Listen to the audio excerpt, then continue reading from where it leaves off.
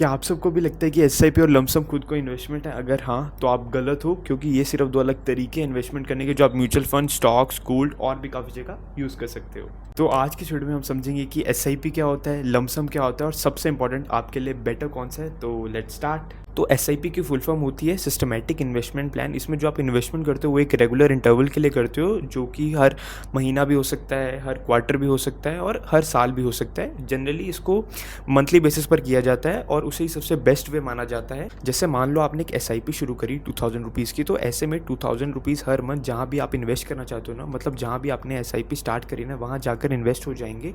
तो that's how SIP works. और अगर हम सारा अमाउंट एक बारी में एक साथ इन्वेस्ट कर देते हैं ना, so that is called lump sum investment. तो अब आप समझ चुके हो कि एसआईपी क्या होता है एंड लमसम इन्वेस्टमेंट क्या होता है। अब हम बात करेंगे इनके एडवांटेजेस एंड डिसएडवांटेजेस के बारे में। एसआईपी से स्टार्ट करें तो सबसे पहला एडवांटेज है कि एसआईपी में इन्वेस्ट करना बहुत इजी होता है। आप छोटे अमाउंट से भी स्टार्ट कर सकते हो, इसलिए बिगिनर्स के लिए परफेक्ट है।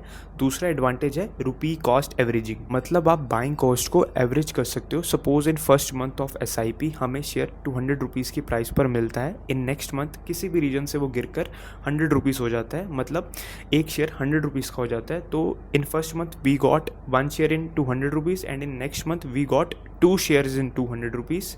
तो पहले मंथ आपको कम यूनिट्स मिली और सेकंड मंथ आपको ज़्यादा यूनिट्स मिल गई। इससे आपकी बाइंग कॉस्ट जो है ना वो एवरेज हो जाती है। ये एसआईपी का बिगेस्ट बेनिफिट है। लेकिन इस चीज़ का ना एक डिसएडवांटेज भी है। सपोज़ आपने इन्वेस्ट करना स्टार्ट किया और उसके बाद ना कॉन्टीन्यूसली मार्केट ऊपर जाता रहा। जैसे फर्स्ट मंथ शेयर का प्राइस 200 रुपीज़ था, उसके बाद 200 से 250 रुपीज़ हो गया, उसके बाद 300 रुपीज़ हो गया, ऐसे ही बढ़ता रहा।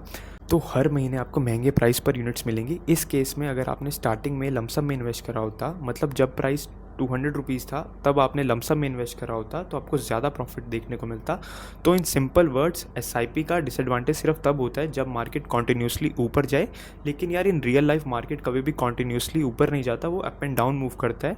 तो इसलिए लॉन्ग टर्म पर्सपेक्टिव से एसआईपी में इन्वेस्ट करना एक सेफ और स्मार्ट डिसीजन माना जाता है। तो अब हम बात करें लमसम की एडवांटेजेस एंड डिसएडवांटेजेस की, तो वी ऑल नो कि इन लमसम हमें एक साथ पैसा इन्वेस्ट करना होता है। तो यहाँ पर अगर आपने सही टाइम पर पैसा इन्वेस्ट करा, मतलब ऐसे टाइम पर पैसा इन्वेस्ट करा जब शेयर की प्राइस बहुत कम थी, तो आपको बहुत अच्छे रिटर्न्स देखने को मिलेंगे। तो यही लमसम इन्वेस्टमेंट का सबसे बड़ा एडवांटेज है। अब इसके डिसएडवांटेज की बात करें तो एक ही डिसएडवांटेज है कि एक साथ सारा पैसा इन्वेस्ट कर दिया एंड गलत टाइम पर इन्वेस्ट कर दिया। तो ऐसे में अगर शेयर की प्राइस गिरती है ना, तो आपको लॉस होगा एंड बहुत लंबे टाइम तक ना आप लॉस में बने रह सकते हो। तो देखो यार, सभी चीज़ों का एनालाइज करके ये पता चला कि जहाँ पर आप अपनी इन्वेस्टमेंट को लेकर फुली श्योर हो एंड आपने तब इन्वेस्ट करा जब शेयर की प्राइस अपने लो पर है, तो वहाँ पर लमसम इन्वेस्टमेंट बेटर है। लेकिन देखो, मार्केट में ये भी सच्चाई है कि मार्केट को टाइम कर पाना बहुत ज़्यादा डिफिकल्ट होता है। मतलब ये पता कर पाना कि शेयर अपने लो प्राइस पर मिल रहा है या नहीं, ये जानना ईजी नहीं होता। बड़े बड़े एक्सपर्ट्स भी पता नहीं कर पाते हैं।